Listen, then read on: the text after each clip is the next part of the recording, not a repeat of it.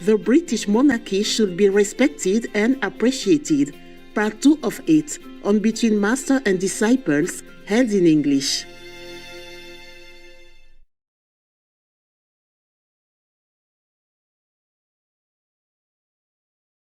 Have you ever dreamed of a place far away from it all,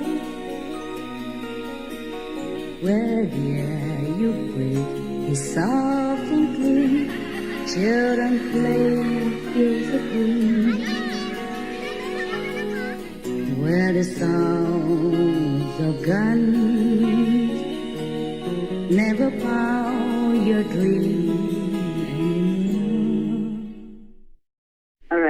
Any trouble, any question, anything I can do for you or help you?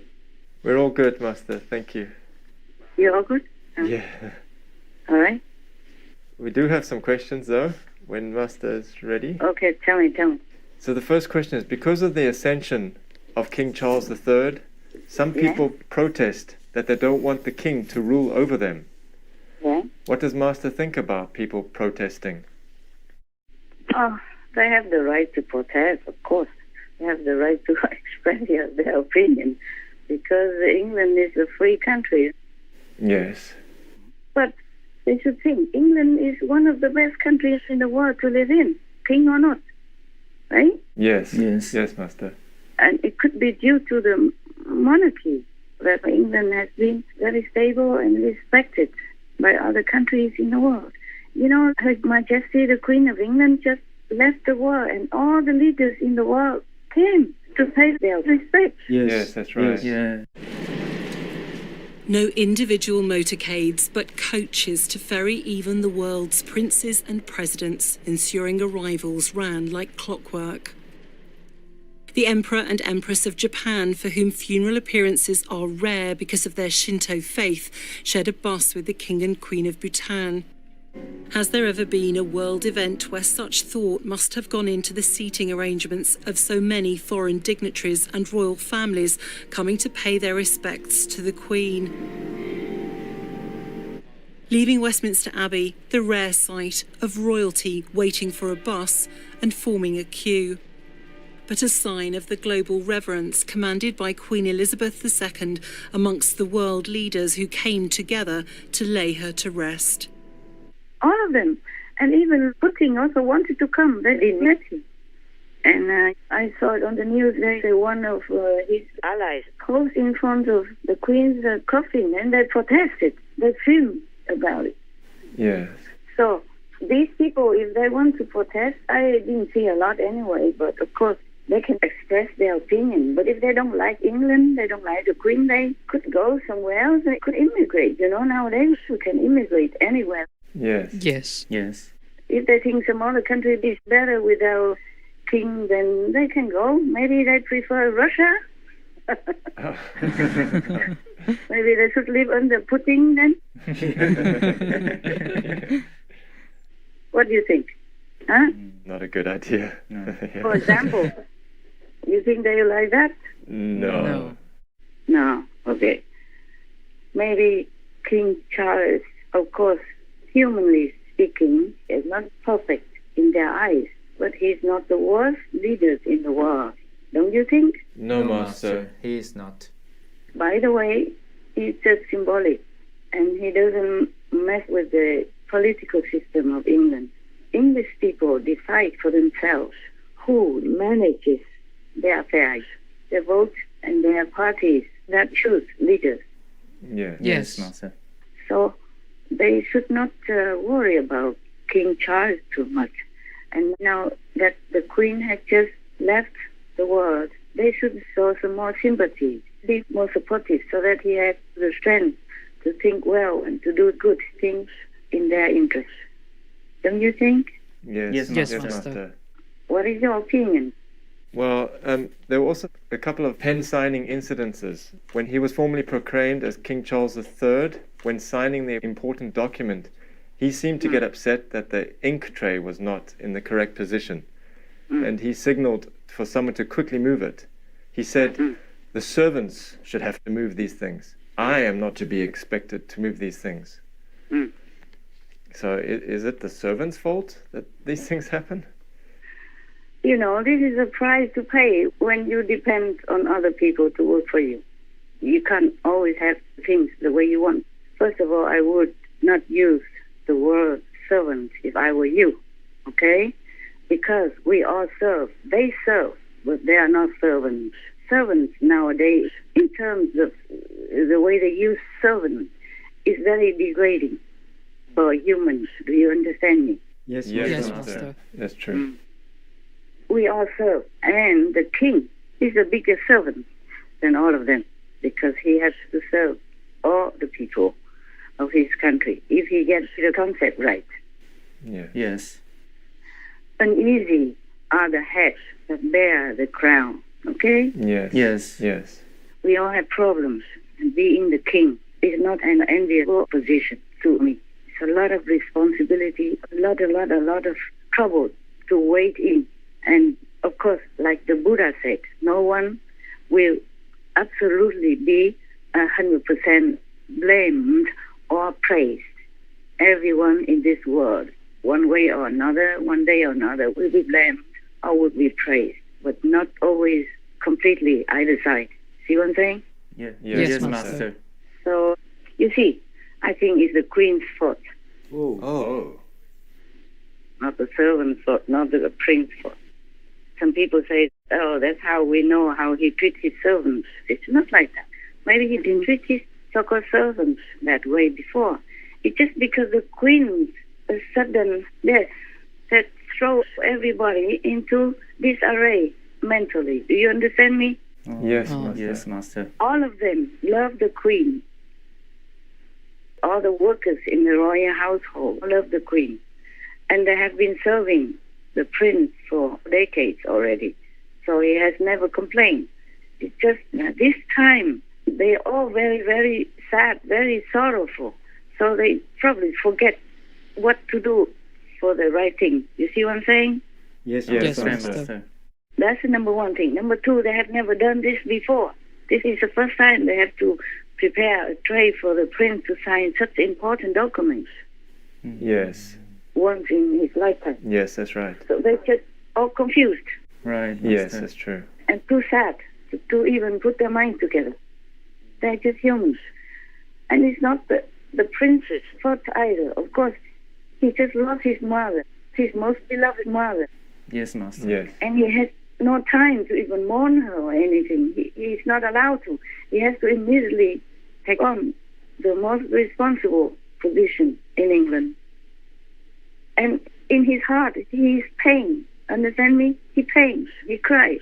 Yes. And somehow he feels like he needs everyone to be his father and mother to make up for his loss. He just lost his father as well, not long ago. Yes. Remember? Yes, that's Yes, that's true. His Royal Highness Prince Philip also just left the world not long ago, and now he lost his mother. So he's become an orphan, you know, and he feels like there's a big emptiness in his life, and somehow unconsciously he tried to grab everybody's love and affection for him to fill that gap. true. Right. Yes. Understand, Master. I know that because I lost my parents. Of course, I never told you this, but it's not like I'm a stone or something. And least of all, King Charles III. Yes, Master. Master. He has been loved, pampered, and spoiled in the arms of his parents. And suddenly he lost, you know, one after another like that. His sorrow broke out as a temper. Do you understand me? Yes. Yes, Yes, Master. Master. He felt so lost, so helpless. And he expected unconsciously that the people around him would understand that and would give him all the care to minus detail, all the love that they would show him to make up for what he lost somehow. Yes. Yes. But the so-called servants, you know, they also lost themselves because the queen died. You see what I'm saying? Yes. Yes. Yes, Master. So both of them are in need. Both of them are in trouble.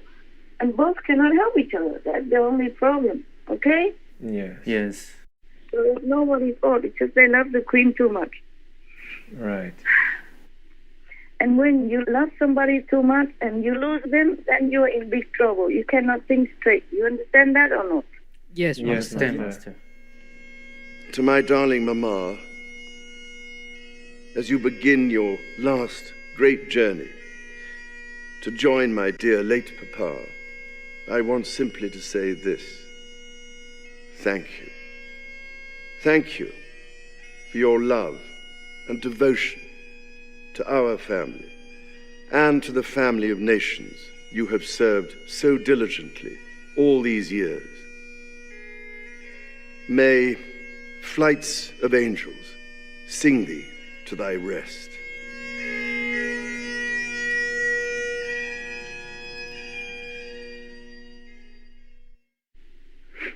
Yeah. Okay, now, any other question before I keep going? Yes, Master. What would you call people who work for you in your household then? Did you ever hear me call them servants? No, Master. Master. Okay. Well, Lynn Winterstead, one of the celebrity singers in Hollywood, she even proclaimed that when somebody asked her, she said, I serve them. I brought food to them from the kitchen. I had no servants. Remember that? Remember that in Cancun, before they were singing on the stage, I invited them to my hotel room and served them some food and talked to them because I love artists. Yes. Yes. I love her. I'm calling her Mommy Heart. We had a special treat to meet her.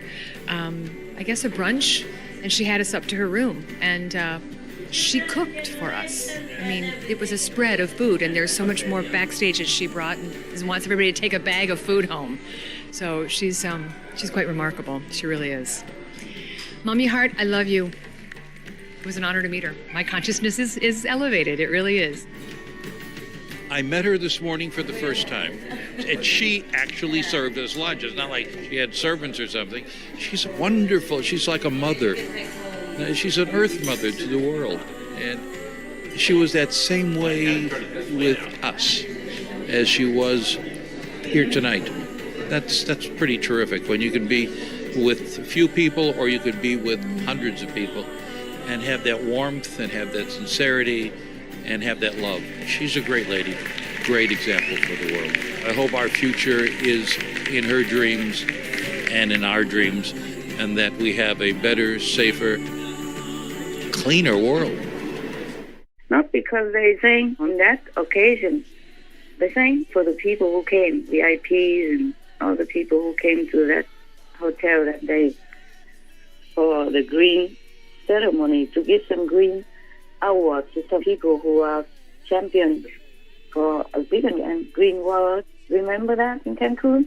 Yes. Yes. Not because they came and sang for our invited party, but because I love them. And I was so happy to have a chance to even see them. So I invited them to my room and gave them whatever food we had at that time. And they were so happy. Yes. Yes. She said she has no servants, meaning Master has no servants. Anyway, I call them my helpers, my assistants. You heard that many times, right? Yes, Yes, Master. Master. And mostly they don't work in my household anyway. They work for dogs. So even if I need them sometimes to help me carry heavy stuff, that I cannot do alone. I have to wait. Because I say, oh, we are with the dogs now. We are feeding the dogs. We are taking the dogs out. We are making sure the dogs are comfortable. Could you please wait? So what would I do? Yes, ma'am.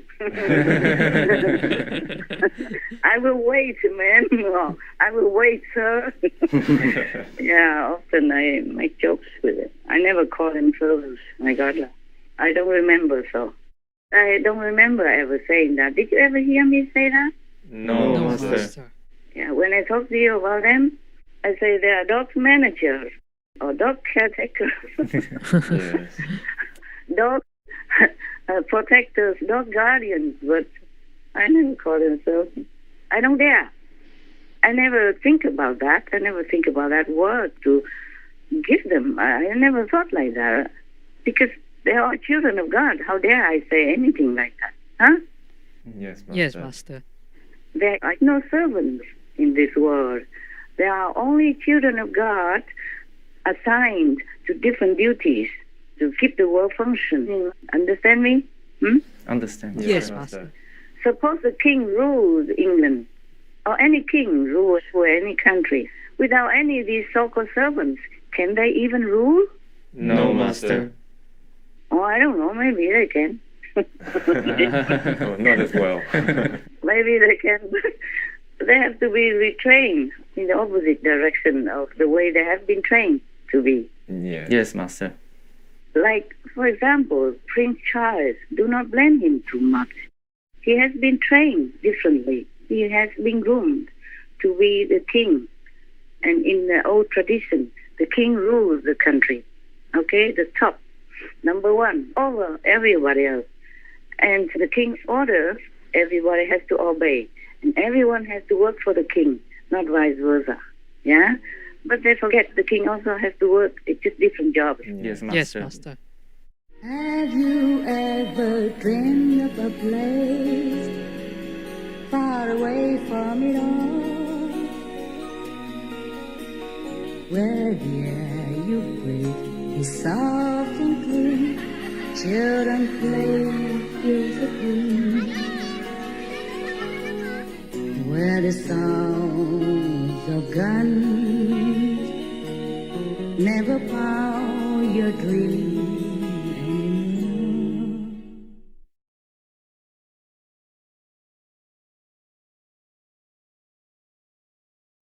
Veganism is definitely on its way to becoming mainstream. After Bali, Jakarta is now the second most vegan-friendly city in Indonesia. Dr. Susianto Tseng, vegan,